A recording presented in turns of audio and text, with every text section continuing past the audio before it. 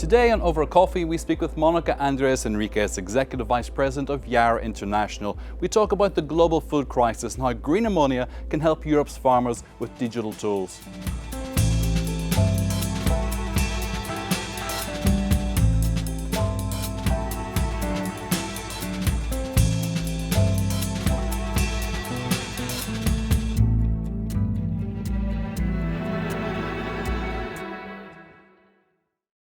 Mónica, thanks for joining us today over coffee.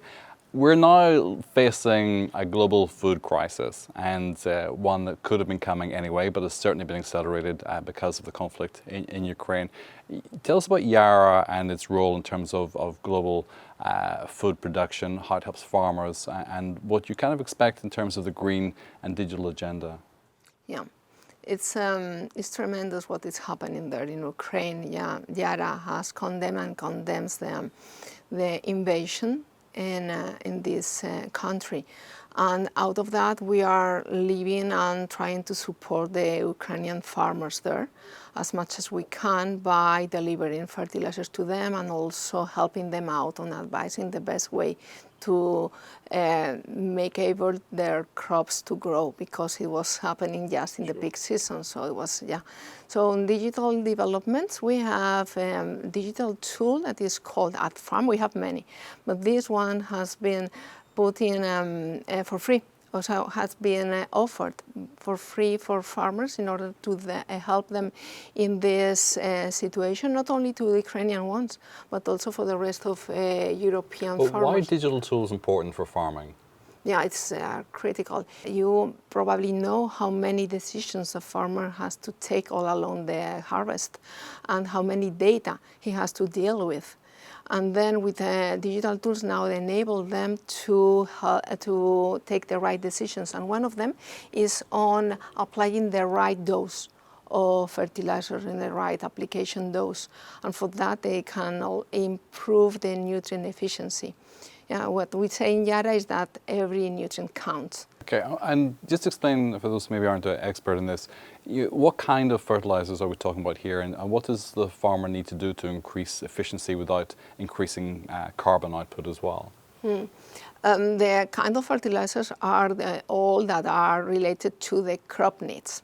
So the crop uptakes nutrients for the soil that have to be reestablished there as well and get it back. And it's mainly nitrogen, phosphorus, potash, and also micronutrients. But how does this work? So basically, if the farmer's not using the right amount of nitrate, and the carbon is needed to produce the nitrate, so they're becoming less efficient, and the yield may not be as high as it could have been if they didn't use the right amount as well. But nitrates are not the only element that farmers have an option to use as well. Urea is in the marketplace as well. What's happening in the urea market versus nitrates? What farmers need is nitrogen, not carbon. So carbon is about sequestrating it, because carbon is the bad guy here. So yes, there are different forms of nitrogen. What happens with nitric forms is that the ammonia losses can reach 63% higher in case that the farmer uses urea instead of ammonia. And you know that Europe here, we are all committed in order to reducing the nutrient losses. So in order to reduce as well the GHG emissions, so if we would convert the whole urea into ammonium nitrate, then their losses will be immediately reduced by 63% already. So why are farmers continuing to use urea when this is clearly an issue in terms of greenhouse gas emissions? The fact is that urea is a commodity fertilizer, one of the cheapest in the world, and they have access, of course, the farmers have access to urea. And then today, where the prices for fertilizers have risen a lot due to the energy cost as well and the raw materials, is when the farmers makes their choice to go sometimes for the cheapest, compromising many times also the yield, and very sadly also the compromising the environmental impact. the idea that all farmers are equal and have the same size and capability and knowledge base as well is clearly not the case. No. So how does Yara work with farmers of different scale to ensure that all farmers are getting the right information, the right education process and the right products at the right price in the end? We have in Yara worldwide agronomists down in the field in permanent contact with farmers, but it's impossible that we have the capacity to reach all the farmers. So now we count with digital tools that will help to contact them and to reach out to them. It must be a huge challenge to deal with Ukrainian farmers effectively at the moment. Are you able to deal with the logistics of this? Is this something you've resolved, or is this an ongoing challenge? It has been very challenging, especially in the beginning. It was difficult to get fertilizer in the market in this country that was under war. Now, very sadly, the war remains there, and the conflict areas as well. But there are some logistics channels that have been established. We normally supply them by trucks, but it's not easy. I can tell you, it's not easy. And just go back to what you said earlier about no nutrient left behind. Why is that important? The nutrients are good for crops, but if there is an excess of nutrients, then there is a waste of them, which economically is not viable, but it's even worse for the environment because there can be losses that up into the air, polluting the air, and also down leakage to the waters. And how do you work with the food manufacturers and the distributors in this as well to make sure that the consumer is getting the best choice? Because the consumer may not actually be choosing in the end, it is given to them.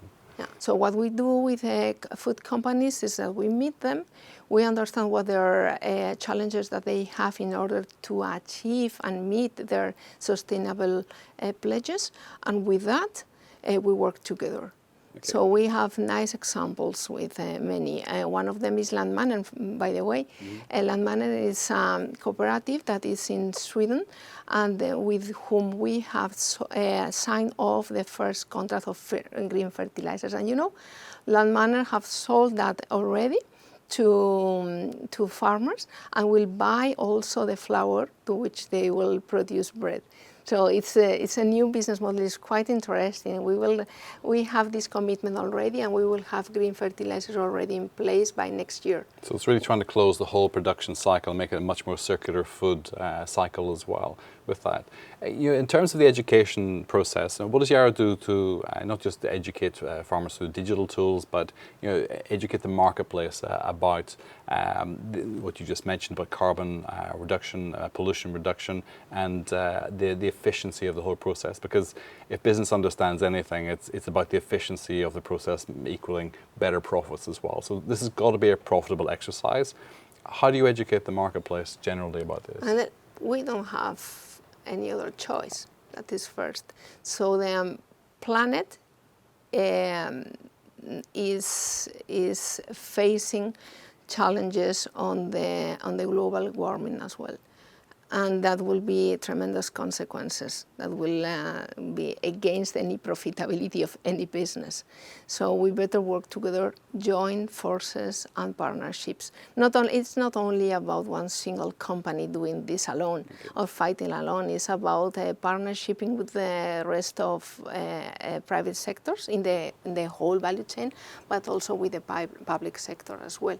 Otherwise, it would not be possible. Yeah, big players in the market can clearly shift policy sometimes more quickly than the public sector or lawmakers can as well. So if we go back to the example about urea and the impact that has on the environment versus ammonium nitrate as an option, can these big manufacturers, big food manufacturers, players in the market, can they change that policy to ensure that the farmers that they're working with are using ammonium nitrate rather than urea? And even it's still a market-based approach to this, but it's not policy-driven. Yeah, they can incentivize the farmers, that's for sure, because again, it's a partnership with the farmers as well. We have with Saipol that you know probably in France already, that is a biofuel company. With them, we have developed together a digital tool, another one, that helps the farmer to foresee the carbon footprint related to their choice on fertilizers. And then Cyborg, what they do is incentivize those farmers that can prove that the carbon releases are lower. And in terms of disruptive technology, we talked a bit about digital and different tools that you're deploying. How does Yara approach disruptive technology and its expectations for what happens in the marketplace, the agricultural place? We have committed to become climate neutral already in 2050. So it starts by finding the right sources of raw materials, applying the most efficient energy sources and also less impactful to the environment, okay. and with the right supply chain channels as well. Okay, we started by talking about Ukraine.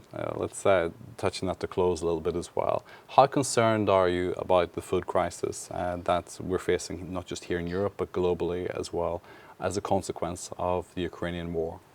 We are very concerned. I can tell you that keeps me awake at night on how can we reduce the impact for that.